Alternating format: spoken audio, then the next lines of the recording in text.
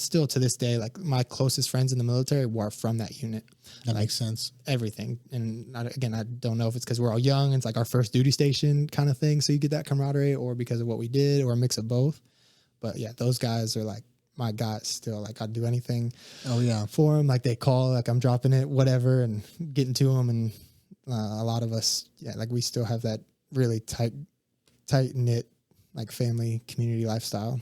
Yeah, for sure. I have the same kind of bond with at least one of my first platoon members. Mm-hmm. And he's a brother to me. I mean, there's literally no difference between him and any family that I have, you know, and I think a part of it is that first duty station, that first platoon or first group you're with, because you're all trying to figure it out at the same time, you know, and absolutely.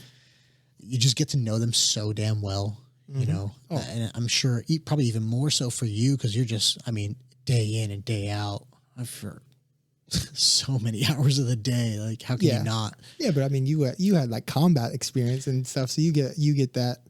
That part of it, right? Yeah, and funny enough, when he was visiting recently, and we talked about that, how, you know, it's tough. It's tough trying to fill that hole, because he actually ended up taking orders here, primarily because I was stationed here. And after he left, you know, it left a void.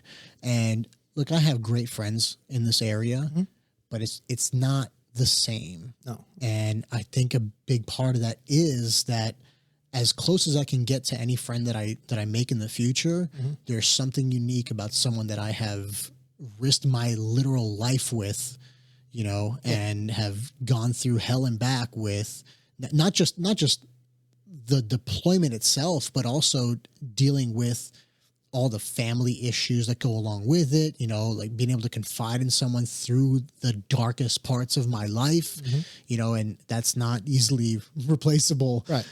If at all, you know. So shout out to him, man. It's definitely a unique bond that I don't think there's any other way to really get. No, definitely. And like, that was something when I first got out, I struggled with so much, and I didn't do combat like you and a lot of other people.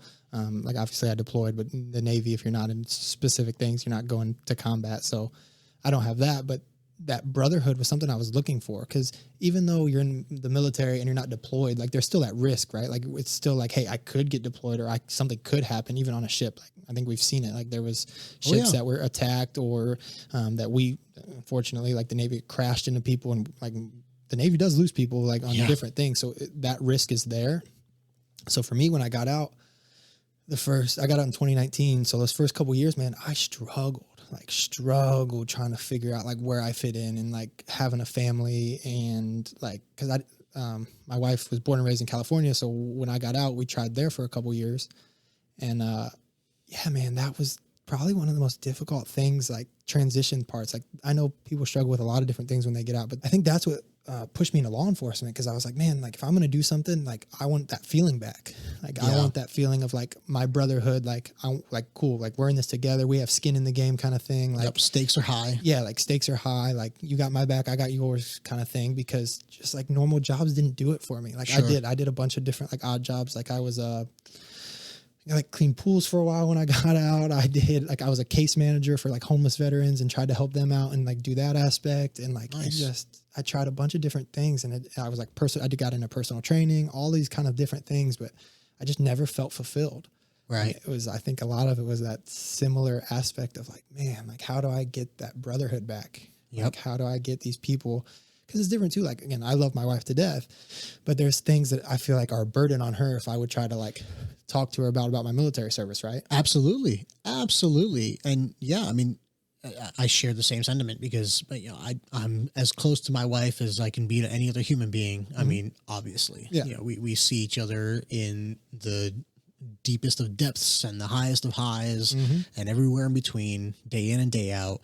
And that's a whole nother type of bond. Absolutely. But there are certain things that, you know, not just, I think it's not just the fact that they didn't experience it or whatever, but there is a little bit, and not to get too deep into it, but, you know, there's a male camaraderie and a female, relationship, and there's something different about it. You know, there's something about, like you were saying, that dark sense of humor, maybe, you know, and because sometimes you got to get some things off your chest, and you don't want emotional support. Maybe you do need to just get it out there and crack a joke about it. I mean, some of the best moments that I've had is, you know, when I'm feeling, I'm in my feels, you know, and then my buddy is like, yeah, but blah, blah, blah. And he'll like make me laugh in that moment. And I'm like, all of a sudden it takes you out of that moment. You get a little bit of perspective and you're like, all right, but I'm here now. And, you know, it makes it okay. You know, it makes it bearable, you know, and, you know, there's just certain unique things that, you know, even a wife can't fulfill. Yeah. I mean, it's just the way it is. It's unfortunate. I wish it was different. Right. I wish I could just lay it all out. But also for me, with my wife, she's very emotional, right? Very, and not in a negative sense. She's just she's very empathetic too.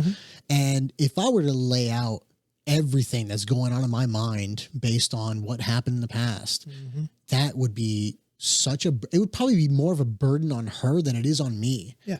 And absolutely. I don't ever want to pass that off onto anyone else. But someone that's experienced it with me understands that, and they don't take it on as a burden. They're just like, hey, I feel you. I get what's going on. I've been there, you know, whatever it is. And I think that's just another piece of the puzzle that we all need. Yeah. And like my wife she's talked to me about, she's like, you know, you can tell me. And I'm like, and it's like, but I don't think I can. Like, again, it's like, and I'm not trying to be the big macho man or whatever, but it's like, I'd rather just deal with it on my own than try to go to you. Or again, if like, absolutely, again, I'll call my buddies and be like, hey man, I'm struggling with this today. And I think even as men, man, especially military men in today's day and age, it is hard. I mean, I think it's slowly getting easier. There are a lot more services out there. Yeah. And it is becoming a lot more open to talk to people, especially when you're in and stuff. I know they're pushing that in the military now, but like people love their job, right? Like, so you're so terrified. Like I had a top secret security clearance and all this. So like I was terrified that if I said something about having a bad day or something, like they're going to yank my security clearance and then and then I'm right back to square one where I started and back to being undesignated and trying to figure out what I'm going to do again or something. You know what I mean? And I'm sure it was the same way with you, right? Like you have to stay deployable. So if you have something come up, like they may take your gun from you or take whatever tools that is necessary. So you just create this hard shell just to keep things in because you feel like you have to.